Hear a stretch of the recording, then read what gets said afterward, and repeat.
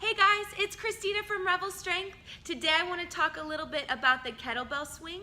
A lot of you have it in your normal fitness routine, whether you're working out at home or at a gym or in a CrossFit class. There's lots of things that can go wrong in the middle of a swing that can wrench on our back. So we want to make sure that when you're doing this movement, you know the proper mechanics, you know how to be safe, and you know how to move efficiently. So we're going to talk about that today. So grab your kettlebell, let's get started.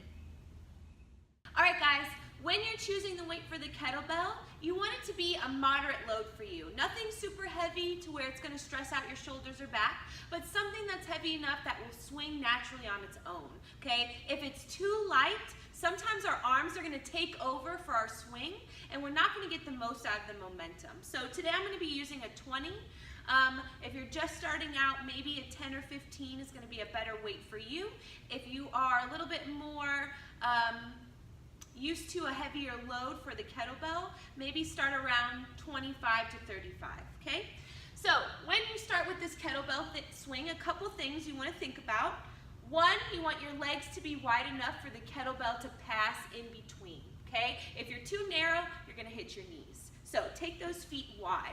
Secondly, you want to make sure that your core is engaged and your back stays tight. So when we do a kettlebell swing, what we don't want is to lean forward and round our back. If we're rounding our back at all, we put our back in a vulnerable state. So we want to think about pulling our shoulder blades back, having a nice broad chest, and keeping the core tight to keep this back nice and flat. So in my beginning position for a kettlebell swing, I start kettlebell in between my legs, my wrists, forearms are touching my inner thighs, and my back is flat, okay? From here, you want to think about violently extending your legs. You're going to do that by squeezing your knees backwards, firing your quads, and squeezing your glutes, okay? So all of this in your lower body squeezes and fires to get that kettlebell going up overhead. So when you start, forearms touch the inner thighs, butt is back, chest is tall, knees are bent, all of your weight is in your heels, so you should be able to wiggle your toes. I want you to squeeze those knees back, and that kettlebell is going to fire and start to lift, okay? So as you can see, hips open violently. So when you start the kettlebell swing, I would start just going to about your eye level. This is called a Russian swing, okay, where that kettlebell does not come above your eye level. So this is where you can start if you're just learning how to do the swing. Again, forearms are the inner thighs. You're going to extend the legs violently. That kettlebell is going to swing right at about your eye level, okay? Thinking about keeping your back tight, driving through your heels, and extending those legs.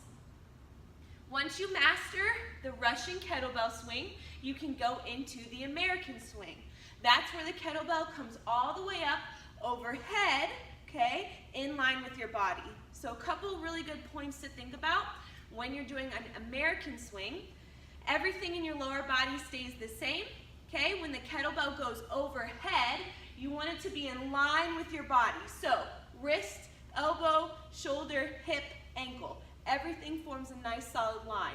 This is where your skeleton is stacked over itself, and you're going to be the strongest, all right?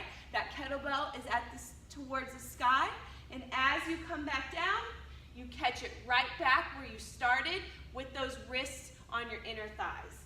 So we're going to start squeezing all the way up, ears through, back down, okay?